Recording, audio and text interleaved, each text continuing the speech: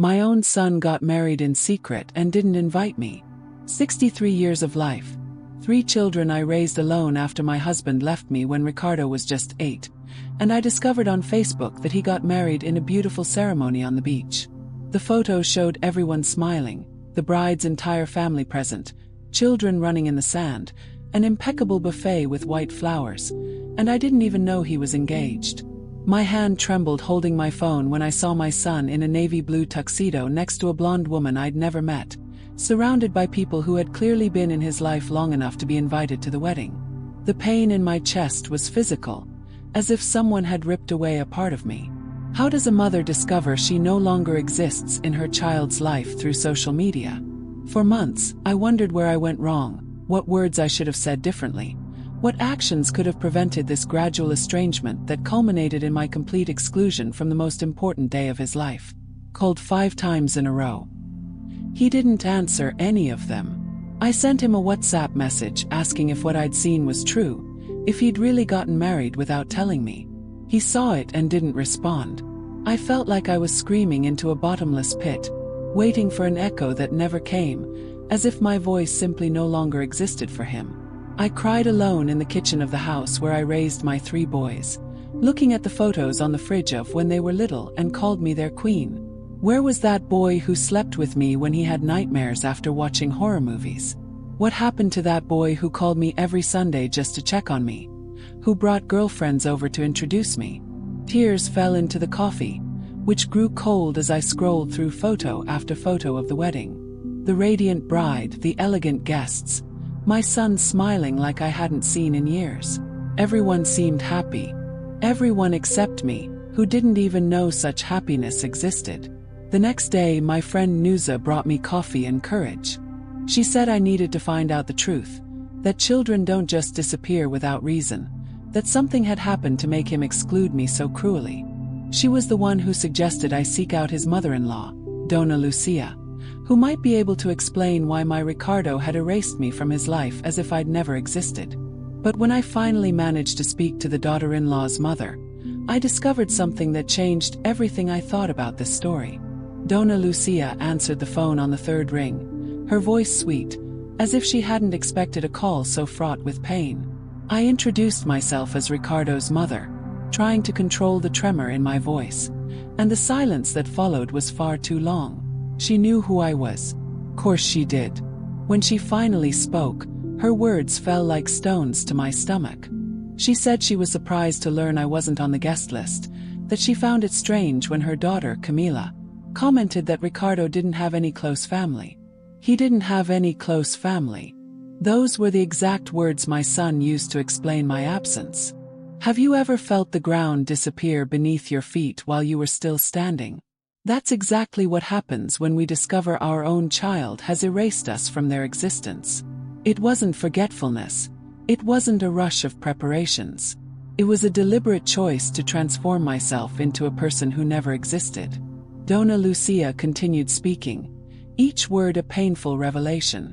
She said that Camila always asked about Ricardo's family, that she thought it was strange that he never mentioned his mother, never spoke about his childhood. She said they even thought I had died. Such was the absence of any reference to my existence. The conversation lasted almost an hour, and during that time, I was piecing together a puzzle that didn't make sense. How does a son erase a mother from his own history? How does one reconstruct the past by excluding the person who was most present in it? I was there, alive, breathing, remembering every moment we shared, and he had created a version of life where I simply didn't exist. Dona Lucia was kind, but also confused. She asked if we'd fought, if something serious had happened between us. I couldn't answer because I didn't know.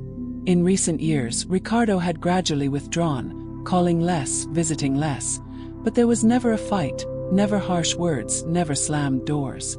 That's why so many women like me choose to stay here, following each revelation, because we need to understand when love turns into abandonment and when silence turns into erasure. We need the answers that only the truth can provide. As I hung up the phone, a certainty grew within me. There was something I didn't know, some missing piece in this story. And I was going to find out what it was, even if it meant confronting truths I might not be ready to hear. I spent 3 sleepless nights, tossing and turning in bed, trying to pinpoint the exact moment I lost my son. I'd wake up in the middle of the night and stare at the photos spread across the kitchen table, searching for signs, clues, anything that would explain when Ricardo decided I no longer deserved to be a part of his life. His graduation photo was there, that proud smile as he became an engineer. I stood beside him, beaming, holding a bouquet of yellow flowers I'd bought with the money I'd earned from months of overtime cleaning offices. At the time, he hugged me tightly and whispered in my ear that none of this would have been possible without me, that I was the strongest woman he knew. Where was that man now? What ghost had taken my boy's place? I decided to do what any desperate mother would do. I took the address Dona Lucia gave me and went to the apartment where they lived. Not to cause trouble, not to make a fuss, just to see my son, to look him in the eye and ask why I didn't deserve to even know he was building a family. The building was beautiful, modern, with an electronic gate and a well-kept garden. Glass towers reflecting the afternoon sun, imported cars in the garage. A world completely different from the simple little house where I raised my children. I stood on the sidewalk for almost half an hour, staring at the windows, trying to imagine what theirs would be like. How many times had Ricardo come home after a day's work and told Camila about his plans, his dreams, his routine, without ever mentioning that he had a mother who thought of him every day? When I finally rang the intercom, it was Camila who answered. Her voice grew tense when I identified myself as Ricardo's mother. She asked me to wait, and I heard muffled voices upstairs, a brief, intense argument echoing through the intercom before she muted the audio. After 5 eternity-like minutes, which felt like hours, Ricardo came downstairs. He was different. Thinner, his hair cropped short, and he had a neat beard I'd never seen before. He wore a light blue dress shirt and an expensive watch I didn't recognize. But it was his eyes that shocked me. Cold, distant, as if he were looking at a stranger on the street asking for directions. There was no recognition there, no affection, no memory of the years we'd spent together. There was only pure discomfort. Our conversation lasted 15 minutes that felt like 15 hours.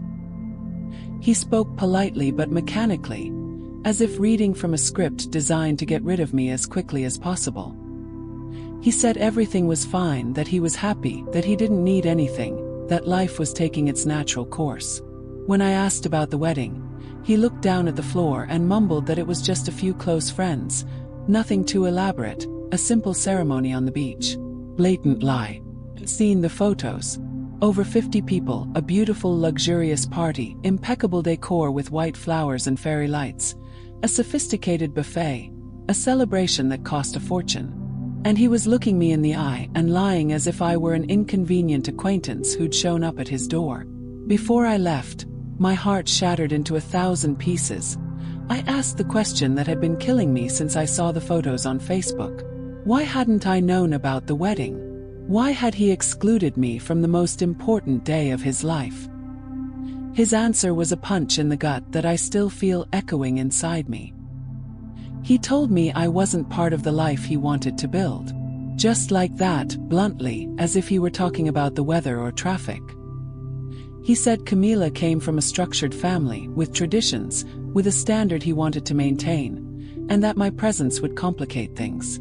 Complicate things. I, who had dedicated every minute of the last 20 years of my life so he could have exactly this life that now excluded me. My legs trembled as those words left his mouth. I leaned against the building's gate to keep from falling, feeling the cold iron against my back as I processed what my own son had just told me. That I was a complication in the perfect life he was building with another family.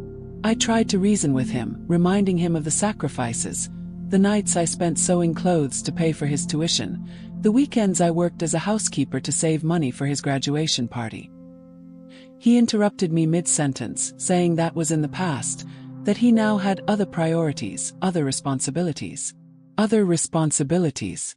As if I were no longer his responsibility. As if I had an expiration date that expired the moment he got his degree and a good job. As if all the love I'd invested in him had been a loan he'd already repaid and was now free to move on without looking back. What hurt most wasn't the words, but the coldness with which he said them. Without embarrassment, without remorse, as if it were the most natural thing in the world for a mother to discover she'd become a burden in her son's life. He spoke, looking at his watch, eager to end the conversation and return to his new life, where I didn't exist. Camila appeared at the apartment window and waved at him, a delicate gesture that spoke volumes about the intimacy they shared, an intimacy from which I was permanently excluded. She was beautiful, elegant, and had the air of someone who grew up financially and emotionally secure. Everything I couldn't give my son, she represented. It is at this point that many feel the urge to support this journey, leaving a silent sign that the message touched them, because they recognize the pain of no longer being needed in the lives of those we love unconditionally. When I said goodbye to him that afternoon, I knew something inside me had died for good. It wasn't just our relationship that was over, it was my identity as a mother that was being questioned. If my own son could discard me like that, what did that say about me as a person? I returned home in a state of shock that lasted for days. I sat in the living room chair and stared at the walls, trying to understand how we had gotten to this point. How a mother who gave everything for her children's happiness ended up being seen as an obstacle to that very happiness. But it was precisely in this moment of utter despair that something unexpected happened. Something that completely changed my perspective on this whole story. 3 days later, my neighbor, Rosa, knocked on my door with a strange expression on her face. She held her cell phone in her hands and seemed hesitant, like someone with important news but unsure how to deliver it. She asked to come in, poured her own coffee in my kitchen, and sat in the chair across from the table where I still had the wedding photos spread out. She'd seen Ricardo at the mall the previous weekend, she said, walking hand in hand with Camila between the expensive shops on the second floor. Nothing special about that, I thought, until Dona Rosa continued talking. They were accompanied by an older, elegant woman with neatly combed gray hair and clearly expensive clothes. The woman treated Ricardo with obvious affection, touching his arm when she spoke, smiling with that maternal expression I knew so well because it was the same one I had when I looked at him. My stomach sank as I realized where this story was going. Dona Rosa had overheard their conversation while waiting in line at the movie theater. She had called Ricardo my son, and talked about how excited she was to meet her future grandchildren. Camila called her Mother Eleanor, and talked about plans to spend Christmas at her house, a family tradition that now fully included Ricardo. He had found a surrogate mother, a real mother in his mind with a prominent surname, a large house in an upscale neighborhood, and the means to give him the social status he always wanted. A mother who wouldn't embarrass him at social gatherings, who wouldn't remind him of the hardships of the past, who wouldn't carry on her shoulders the poverty and limitations that had marked our life together for so many years. The pain I felt in that moment was unlike any other. It was truly physical, as if someone had ripped open my chest and ripped out something vital. Discovering that my son hadn't just excluded me from his life, but had literally replaced me with someone else, was a blow I hadn't known was possible to take and remain standing. Dona Rosa held my hand as I tried to process this devastating information.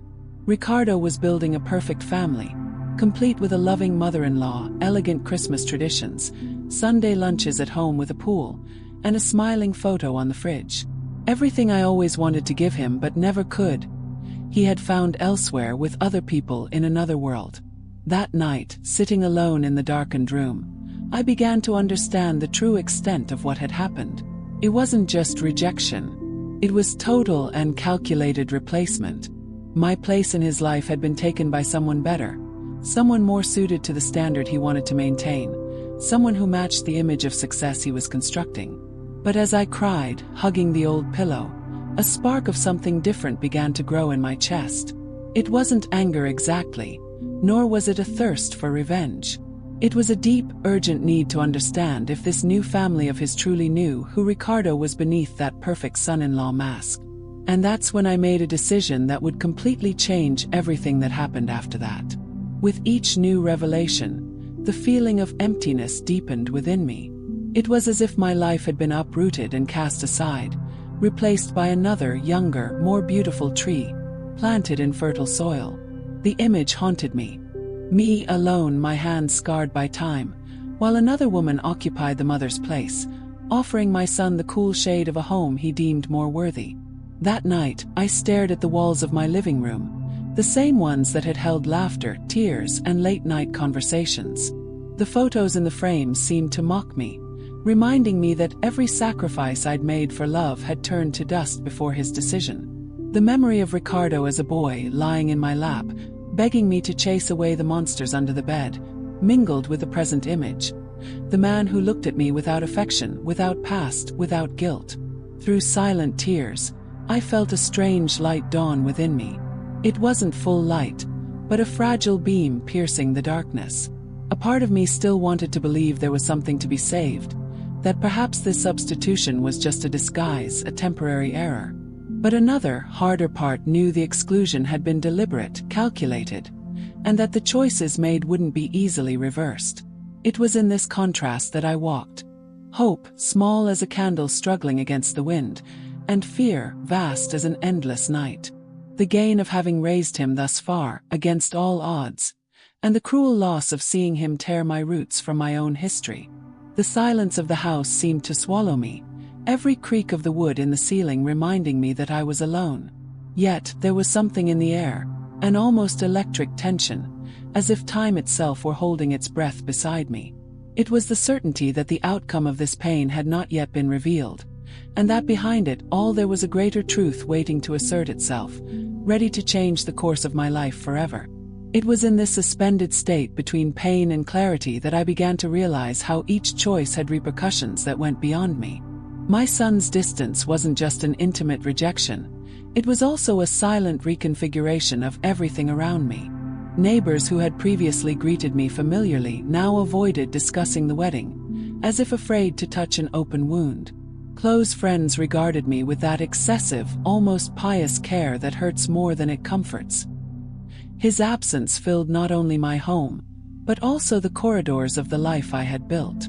It was like watching a house of cards shake before a breath, every layer of effort threatened by a simple gesture of denial. At the same time, there was a strange counterpart to all this.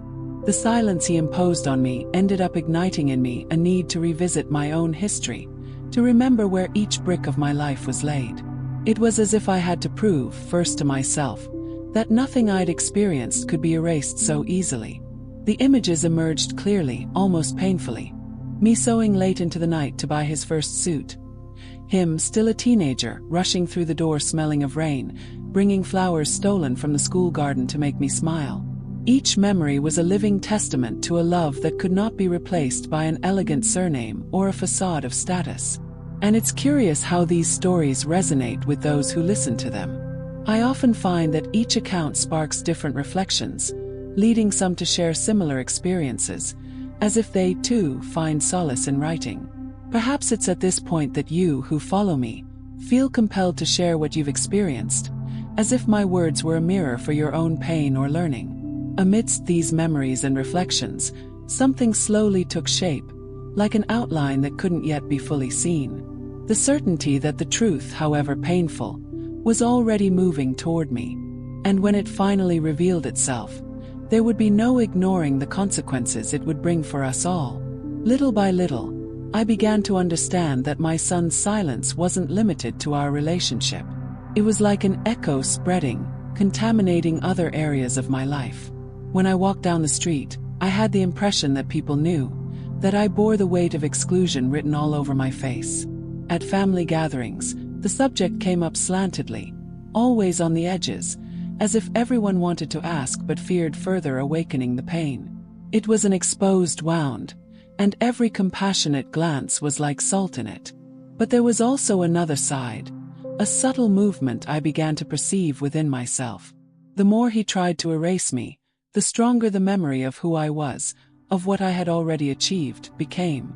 It was like an old photograph that, instead of fading, became clearer with the passing of time. I clearly saw the contrast between what I had been able to build and the image he wanted to maintain at my expense. The nights were the worst. I'd lie down, and the silence of the house seemed to swallow me, but in that emptiness, images so real they could almost be touched emerged. His laughter as a child running barefoot through the yard, the smell of the cornmeal cake I made on Sunday afternoons, his teary eyes as he received his diploma from me. These memories were lights lit in a dark hallway, reminding me that no amount of exclusion could erase the truth of what we'd lived. Still, there were moments when doubt overwhelmed me. Was the perfect life he sought with another family truly enough to bury our story? Or would, at some point, this choice prove to be a burden heavier than he could bear? Uncertainty lingered like a persistent shadow, whispering that there was more to this decision. This tension kept me awake. I felt, almost instinctively, that something greater was brewing, about to emerge. I didn't know if it would be a healing revelation or an even more devastating blow. But the feeling was clear. The plot wasn't over, and the truth still had an unexpected role to play in my life. There were times when I believed all that pain was like a broken mirror. It reflected fragments of myself, but never the whole. Each memory that surfaced felt like a sharp splinter, sometimes showing the strong mother who supported a family alone, sometimes the woman discarded as an inconvenient burden. The contrast was unbearable but also revealing. I realized that the more he tried to erase me, the more I was forced to look within myself and recognize the depth of my own scars. Mornings were especially cruel. I would wake up and, for a brief moment, forget about his absence. I would make coffee as usual, set the table as if expecting someone to arrive. But soon the silence would become absolute, and his absence was like a shadow sitting in front of me. The cup would cool untouched, and the feeling of emptiness would spread through the house. Yet there was something almost luminous about this repeated ritual. It reminded me that I was still there, that I existed, even though I had been erased from his life. It was in this space between loss and permanence that I began to see the contours of a deeper dilemma. It wasn't just a son rejecting his mother, but a past being rewritten before my eyes. And the question that haunted me was, how long would this fabricated version last before the inevitable and uncomfortable truth imposed itself? Images flashed through my mind. I saw him sitting at his new family's table, smiling as if he'd found the home he'd always wanted. But I also imagined him alone, late at night, staring at his own reflection and wondering what he'd left behind. These visions haunted me, creating a tension impossible to ignore. What troubled me wasn't just the exclusion, but the growing suspicion that this perfect new life hid invisible cracks. Like a freshly painted wall that, under the first rain, begins to show the marks it tried to cover. I felt this moment was coming, and that when it did, it would reveal far more than I was prepared to face. With each passing day, I realized that the open wound wasn't just absence, it was also a silent call to rebuild myself.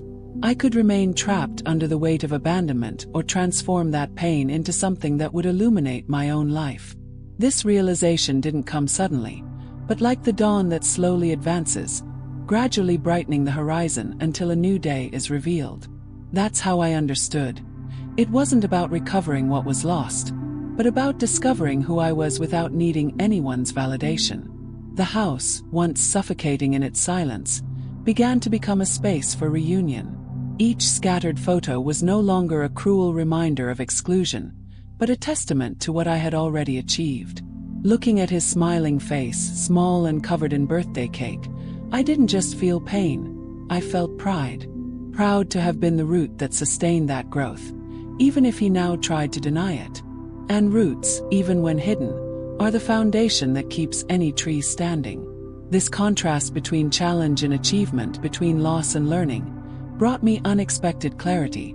I understood that life is made of choices, and his doesn't erase mine. He chose his path, but I chose to remain whole, even though I was hurt.